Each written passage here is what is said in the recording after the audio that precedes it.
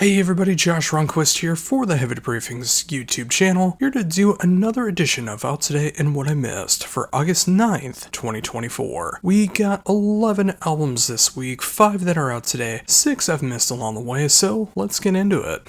First up, we have And So I Watch You From Afar with Megafauna. This is the band's 7th album, and it really does feel like a return album. It feels like a revival album for the band. And I also mean that for me personally as well too, as it's gotten me back into the band. It feels like there's a new fire that's been lit underneath the band, and I do kind of blame it on the pandemic, because it feels like it revitalized the band, and they figured out what makes the band work so great. It's got the great heavy moments at times, it gets experimental, it gets jazzy, it gets left of center, but they also know how to stay catchy, especially as an instrumental band. Of course, everything that you love about the band, the instrumental post-rock, the progressive rock, the art rock style, is here, just done with a new fire. And I'm so happy to see it because this is one of the first bands that I ever did any kind of review for once I started, and it's so great to see that 13 years later, the band is still rocking on.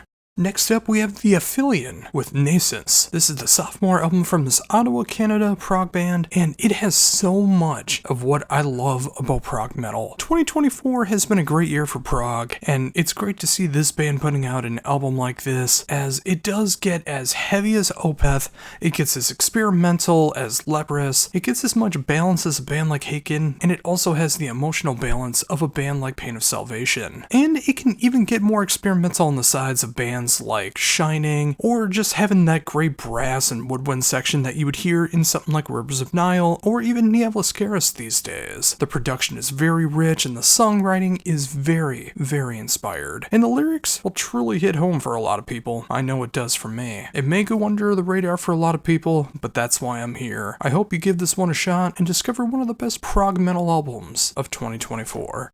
Next up, we have Hammerfall with Avenge the Fallen. Now, their previous album, Hammer of Dawn, is one of my favorite Hammerfall albums. I love how dark it gets, especially for their style of heavy metal and power metal. This one feels a little bit more of a return to fall, and say it with me, Hammerfall is gonna hammerfall. And in 2024, when we live in such turbulent times, I'm glad there is a band like Hammerfall that is putting out something that's consistent. You know what the sound's gonna be, it's always gonna be fun, it's always going to be catchy, it's always going to be heavy, it's always going to be what Hammerfall does, just updated enough for 2024. And when we live in these turbulent times, I'm just so happy that Hammerfall has put out another fantastic album, even if it doesn't need to reinvent the wheel. The band doesn't have to at this point. They just need to keep putting out fantastic music, and they have. And in 2024, that's all I could ever ask for.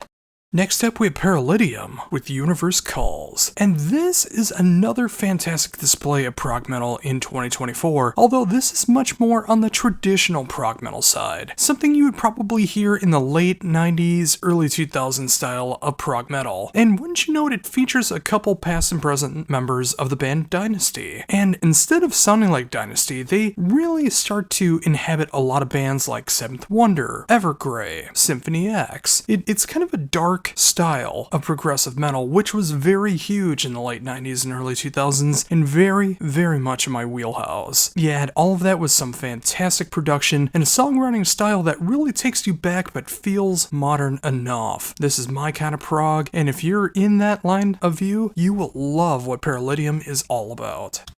And finally, for brand new stuff out today is the band Siamese with Elements. Now, I've been a fan of these guys ever since the very first album, back when they were known as Siamese Fighting Fish, and I've been keeping up with them ever since, and seeing them go into the more modern metal route, I think was absolutely the right choice for them. Of course, they still have all the chops in the world, and you can hear that throughout this particular album, but they also know how to make it modern, they know how to make it punchy, they know how to make it for a more modern mainstream crowd, and I can't blame them for that because they know how to write some of the catchiest music. And especially in 2024, when modern metal is becoming bigger and bigger, Siamese is proven that they are one of the biggest bands doing this kind of style, and it's so cool to see them being able to pull all this off. But yeah, if you're looking for modern metal that does have a lot of progressive chops to it, you really need to give this one a shot. It is one of the best albums in modern rock, modern metal in 2024. And now for some stuff I've missed along the way, starting with Dwell in Doom with Ruins of the Divine. And this has all the potential in the world of being one of my favorite doom metal albums of 2024. This project is absolutely insane. They've written 8 albums in 6 years, and this might be the best that they've done so far. Now, to describe them, it has the gothic doom side of Woods of Ypres, especially vocally, but they also incorporate other stuff like My Dying Bride and Sentenced and Paradise Lost for some good measure. You mix that up with a very depressing but full production value and a songwriting style that is going to make you cry. This is my kind of doom metal and one of the best gothic doom metal albums of 2024. Just check it out for yourself and understand why.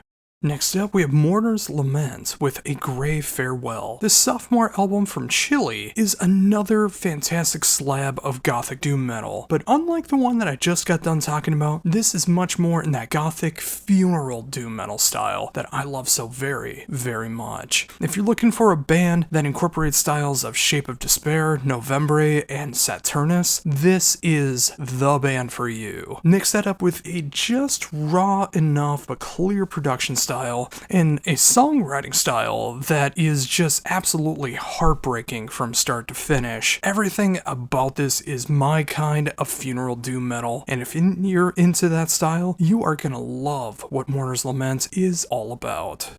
Next up, we have Space Corps with Shapeshifter, and this is arguably the most brutal album I'll be talking about this week. The band really started getting over in 2022 with the release of their debut EP, but now it's time for their full LP, and this was everything that I was hoping the band was gonna do. It's a nice, healthy mix of deathcore, death metal, tech death, and very atmospheric moments. So imagine a band like The Faceless mixing it up with Carnifex, mixing it up with the Contortionist, and you have Space Corps. All 6 original songs on here feel otherworldly in its atmosphere, and they know how to pummel you along the way. Also, if that's not enough for you, they end the album with Metallica's For Whom the Bell Tolls, and I guarantee you'll never hear another version like this. If it sounds intriguing to you at all, I implore you to give this one a shot. I think it's well worth your time. Next up, we have Awake in Providence with I Write to You, My Darling Decay. Another sophomore album here, this time coming from the Staten Island band, and this is the best version of symphonic deathcore I've ever heard. While I hear mixes of bands like Opeth and Of Sulfur here, this is literally what it sounds like if Flesh God Apocalypse was a deathcore band instead of a symphonic death metal band, and I love everything about it. It is absolutely pummeling when it needs to, so operatic in the right moments. It is so filled with progressive moments and such great atmosphere through all of it. The production style is so crisp and pristine, and the songwriting style, again, if you love what bands like Opeth and Of Sulfur and Flesh God Apocalypse do, this is probably my favorite symphonic deathcore album of 2024. And I'm not usually a deathcore fan. You need to incorporate something like this to it to get my attention, and they very, very much have so. Next up is Wall of Palemhor with Sing and Bleed. This is another sophomore album. This week just seems to be chock full of sophomore albums, but rather than covering a lot of ground that I already have this year, and especially this week, this is more in the melodic death metal and metalcore styles, which I find very, very intriguing. I hear as much bands like At the Gates and Carcass and In Flames as I do a band like Ringworm or Shadows Fall or Unearth. It's a nice, healthy combination of both sides and really focuses on the heaviest aspects of both genres, which I truly appreciate. While it can get melodic, it is much more focused on the heavy side of it all, and sometimes that's exactly what you need. I can only imagine what the pits will be like for a band like this live. Seriously, if you love the heavy, and I mean the heavy sides of melodic death metal and metalcore, you need to check this album out. And finally today, we have Wraithfire with Of Fell Peaks and Haunted Chasms. The lone black metal album that I have this week, which is very strange considering how much black metal I've covered this year, is a debut album from a one-man UK band that really combines the best of third wave black metal in the likes of Latter Day Emperor, Dissection, and Demi Borgir. It's a nice healthy mix of that third wave black metal sound and just the tiniest bit of mellow black as well. Give it a very raw mid to late 90s production style, and it feels like it was made right in 1997 and unearthed in 2024. It's done with everything that you love about this style, and it's just what the Dark Lord ordered for you. Seriously, if you want to throw back in 2024 to the great style of third wave black metal, you cannot do better than this album in 2024.